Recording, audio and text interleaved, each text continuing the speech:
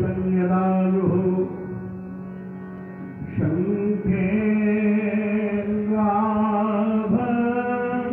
शङ्खेन्द्राभमतीव सुन्दरतनु शार्दूल चरमाम्बरम् कालव्यालकराल भूषणधरम् गङ्गाशशान्तप्रियम् काशी समकलि कलमशौघसमनम् कल्याणकल्पद्रुमम् नौवीद्यं गिरिजापतिमगुणनिधिं कन्दर्पहं शङ्करम् हिमगिरिके उत्तुङ्गशृङ्गपर हिममालाये आसनासीन पदमासनले याति बहुपटिक शिलाए पिंगल वर्ण जटाओं से आच्छादित सुरसरी धारा भाल बीच पर बाल दिखो लगता हो मन हर प्यारा फुम फुम फुम फुमकार रही हो जल सर्पों की माला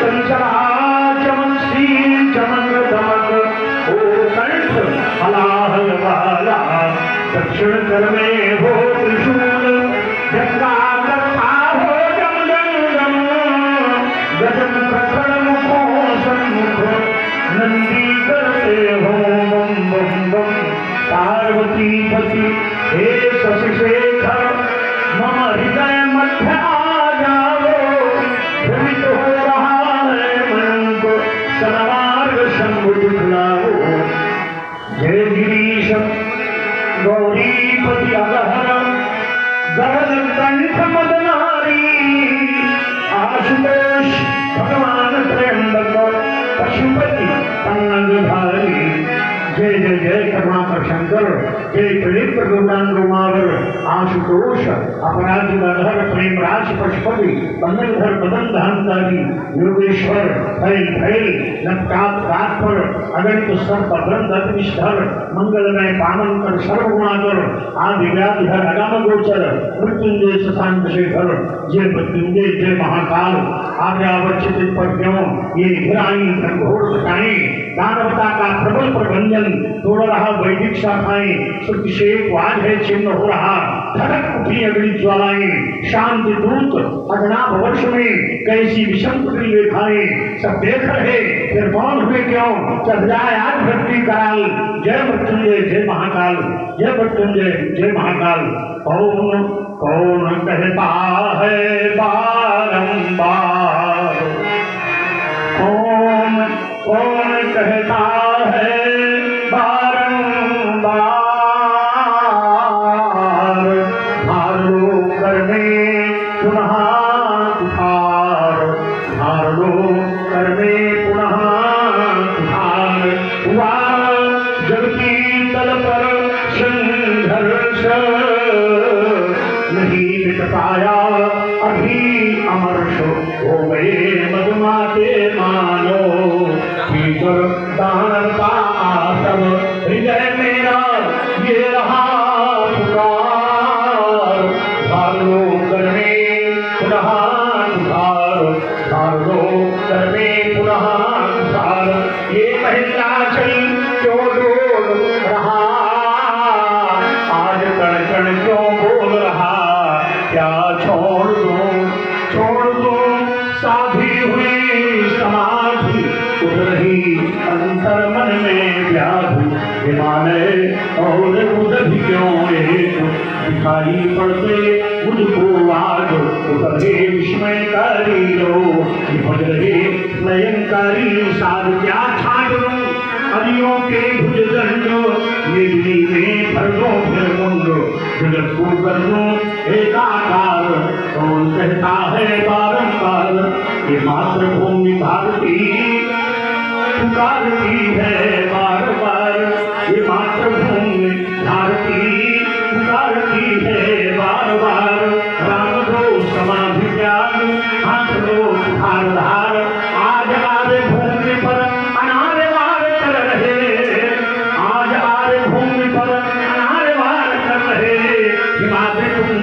शंग पर वो प्रहार कर रहे, मातु सिंहवाहिनी खड़ी लाल को पुकारती, हाथ में लिए हुए पंचदीप आरती, कह रही उठो राम युद्ध हित हो तैयार, राम को समाधि त्याग, हाथ को उठार भाग। बोलिए शंकर भगवान की। बोलिए आत्मन सनातन धर्मावलंबियों, भारत देशवासियों, आज अक्षय तृतीया का पावन पर्व है और जो भगवान परशुराम के रूप में आप दर्शन कर रहे हैं, वो भगवान परशुराम अर्थात हमारा प्राकृतिक महोत्सव है।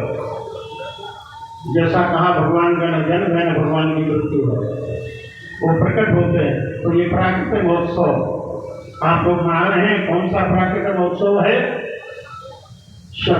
ये सतयुग के बाद जो त्रेता आया, वैवस्वत मनवंतर का 19वां त्रेता, उसमें हमारा प्राकट्य हुआ। और जो वर्तमान में चल रहा है ये 24वां त्रेता हुआ, जिसमें भगवान राम का अवतार हुआ।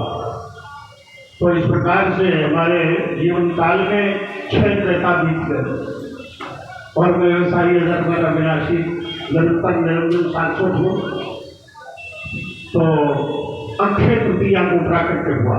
अक्षय आमने निक्षय मने विनाश, जिसका कभी विनाश नहीं है, अविनाशी, और आत्मा भी अविनाशी है। तो प्रथम को अनुभव करें, मैं आत्मा हूँ और ये शरीर भगवान ने सनातन धर्म की रक्षा और भगवत प्राप्ति हेतु दिया। तो ये पावन प्राकृतिक महोत्सव मना रहे हैं। अवतार जो होता है किसी एक वर्ण के लिए नहीं, एक जाति के लिए नहीं, एक देश के लिए नहीं, एक संप्रदाय के लिए नहीं। अवतार सार्वदेशिक, सार्वकालिक और सार्वभौमिक है। जैसा अभी हमारे देवी ज्योति जी ने कहा, यदा यदा हि धर्मस्य ग्लानिर्भवति भारत अभ्युत्थानम् अधर्मस्य तदात्मानं सृजाम्यहम् परित्राय साधूनां विनाशाय च दुष्कृतां धर्म संस्थापनार्थाय संभवामि युगे युगे। इसका रूपांतर मानस में कर दिया अक्षरशः, जब जब हो धर्म कहानी उदाहरण असुर अधमय अभिमानी, करहिय नीति जाय नहीं बरनी, सीधि विप्र धेनु सुर धरनी। और तब तब धरी प्रभु विधि, एक नहीं विधि अनेक, तब तब धरी प्रभु विधि शरीरा, और ही कृपा निधि सज्जन धीरा। तो सभी सज्जनों, जितने संत जन हैं, सदाचारी हैं, सब कर्मी हैं, उनकी रक्षा के लिए भगवान का अवतार होता है। रही बात, किसी ने कहा कि संख्या कम है, संख्या कम नहीं है। क्यों? हंस दुर्लभ है और बगुला को, हंस दुर्लभ है। एकेन राजहंसेन या शोभा सरसी भवती न सापक शास्त्रेण परिपस्ति निर्वाचिना। एक राजहंस से सरोवर की जो शोभा है, हजारों करोड़ों जो नहीं होती। इसलिए एक राजहंस बराबर 1000 वर्ष। तो मैं देखता हूं यहाँ एक श्रोता, माना कि एक श्रोता बराबर 1000, ये मानक हो गया। एक श्रोता बराबर 1000 श्रोता, इस मानक के अनुसार देखो। और फतेहपुर की धरती पर हिंदू महासभा के द्वारा, जिसमें सभी पदाधिकारियों का नाम हमें नहीं मालूम है, मनोज जी और उसके मनोज जी त्रिवेदी जी से अजय जी और सभी पदाधिकारी, जितने पदाधिकारी सभी लोग।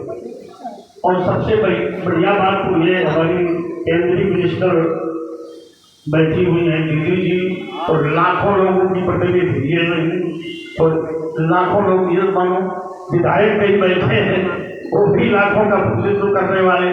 तो यहाँ पर हम समझ रहे 10-5 लाख की भीड़ है, ऐसा मानो तो 10-5 लाख की भीड़ है। क्योंकि एक अपने में लाखों का प्रतिनिधित्व करने वाला है, तो लाखों की भीड़ क्यों ना हो, कहीं जाएगी। एक व्यक्ति अपने में संस्था है, मिशन है, अपने आप में वो संस्था है, और उसके अधिकार कार्य क्षेत्र में हजारों लोग। तो एक फतेहपुर की धरती पर मैं लगभग 40 वर्ष से भगवान परशुराम के रूप में आ रहा हूँ। और सन 2004 में परशुराम जयंती में प्रथम पदार्पण हमारा हुआ था और जो आनंद रहा उसमें हमारे यहाँ विधायक भी हुए, सामने बैठे आदित्य पांडे, और यहाँ अवस्थी जी, अवस्थी जी कहाँ है? ये हुए यहाँ के नगर के बने, क्या कहा जाता है, चेयरमैन के अलावा आपको मेयर, तो इस प्रकार नगर पालिका के अध्यक्ष हुए और बहुत सफलता मिली भगवान परशुराम के आशीर्वाद से। तो पुनः वो प्रत्याशी बने बीच में सब है, भगवान परशुराम शंकर भगवान का अवश्य मंगल करेंगे। अब बात ये है कि अभी तक जो आयोजन होते रहे और आते रहे वो केवल एक वर्ण की व्यवस्था थी, एक वर्ण का आयोजन था। और ये पहल जो हिंदू महासभा के द्वारा हुई है ये सर्व समाज को जोड़ने के लिए, ये बहुत बड़ी बात है। क्यों? भगवान परशुराम जी किसी एक वर्ण के नहीं, वो समस्त सनातन धर्म के लिए समर्पित रहे। देखिए वैसे तो है कि जब राजा लोग अत्याचार कर रहे थे, ब्राह्मणों को सता रहे थे, तो भगवान परशुराम ने उन राजाओं को मारा। भुजबल भूमि भूप की ही विपुल वार देवन की, ब्राह्मणों को भूमिका डाल दिया, संरक्षण दिया। लेकिन दक्षिण में सह्याद्री पर्वत श्रृंखलाओं में आदिवासी जनजातियां थी, नान, अनु, द्रुव, तत्सु, सदया, आदिवासी जातियां, आदिवासी जनजातियां जिन्हें मौलिक अधिकार प्राप्त नहीं थे। राजा लोग ने नागरिक वहां के सम्राट लोग दास बनाकर रखते थे। भगवान परशुराम ने उन राजाओं का विनाश कर दिया और उन आदिवासी जनजातियों को दासता से मुक्त कराकर उन्हें सुसभ्य नागरिक बनाकर पाठशालाएं खुलवाकर उन्हें शिक्षित बनाया, सुसभ्य बनाया, सुसंस्कृत बनाया, मौलिक अधिकार प्रदान किए। यदुवंश का राजा भद्रसेन शास्त्राबाबुद्दीन के आतंक से व्याकुल था, यादव था यदुवंशी। भगवान परशुराम ने शास्त्राबाबू को मार करके यदुवंश के राजा भद्रसेन की रक्षा की। असम क्षेत्र, ध्यान दें, असम आ माने नहीं, सम माने बराबर। असम को फरसे से बराबर किया परशुराम ने, असम को सम किया, लेकिन जल नहीं था। जला भाव से पीड़ित थी जनता, तो फिर मैंने उठार से हिमालय के पूर्वी शिखर को काट काट करके कर्मयोगी हो, और सबको कर्मयोगी होना चाहिए। कर्मण्येव अधिकारस्ते मा फलेषु कदाचित्, मा कर्मफलेषु मा ते सर्वोऽस्तु कर्मणि योगस्थः कर्माणि संयम त्यक्त्वा धनंजय सिद्ध सिद्धो समो भूत्वा समत्वं योग उच्यते।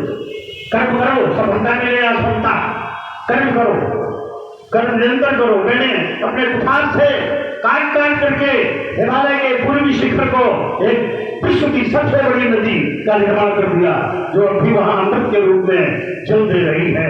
नाम है उसका ब्रह्मपुत्र।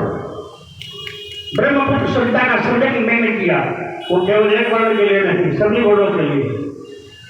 तो सनातन धर्म हमारे जो है 4 वर्णों में है, ब्राह्मण, क्षत्रिय, वैश्य। तो सभी वर्णों के लिए, और सभी वर्ण एक दूसरे से ओतप्रोत है, अलग नहीं है। मुख भोजन करता पूरे शरीर पहुंचाता है, भुजाएं रक्षा करती हैं, सब पूरे एक दूसरे से जुड़े हुए हैं। और जब एक दूसरे से जुड़ेंगे सभी वर्ण, तभी हमारे सनातन का कल्याण होगा। महाप्रलय का दृश्य था, अनंत स्वर्ग जलमग्न हो रही थी। उदात्तम विश्वदेवं तदासीत् यन्निद्रया वीत दंड मीले अहित तल्पे दिशयाने को कटक्षण स्वाद व्रतौ निरीह। भागवत में वर्णन है प्रथम स्कंद में, पर परमात्मा के उदाधार अनंत कोटि ब्रह्मांड जन्म का सर्वाधार भगवान शेषनाग जी शैया पर शयन कर रहे थे। महाप्रलय का समय समाप्त हुआ, उनकी नाभि से कमल प्रकट हुआ, कमल पर श्री ब्रह्मा का उद्भव हुआ। भगवान ने ब्रह्मा को आदेश दिया तो रचना करो। ब्रह्मा ने अनंत आनंद ब्रह्मांडों की रचना की भगवान की शक्ति से, और उन्होंने सबसे पहले जिस देश को बनाया वो यही देश है जहां बैठे हैं। इसका नाम रखा अजनाभ वर्ष। अजनाभ वर्ष भारतवर्ष नाम नहीं था, अजनाभ वर्ष।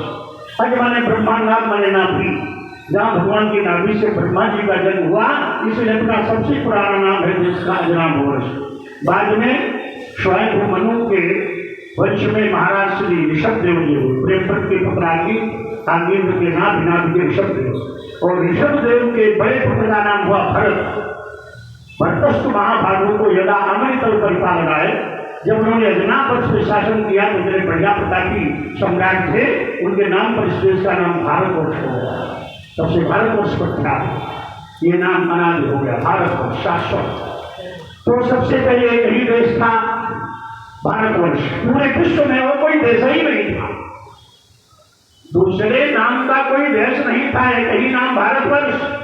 भगवान शंकर की धनुष से ये 14 सूत्र निकले, महेश्वर सूत्राण, और 14 सूत्रों से 14 अक्षरों से पूरा व्याकरण प्रकट हो गया, देववाणी संस्कृत भाषा का उद्गम हुआ, और ये भाषा विश्व की भाषा हुई, दूसरी भाषा ही नहीं थी।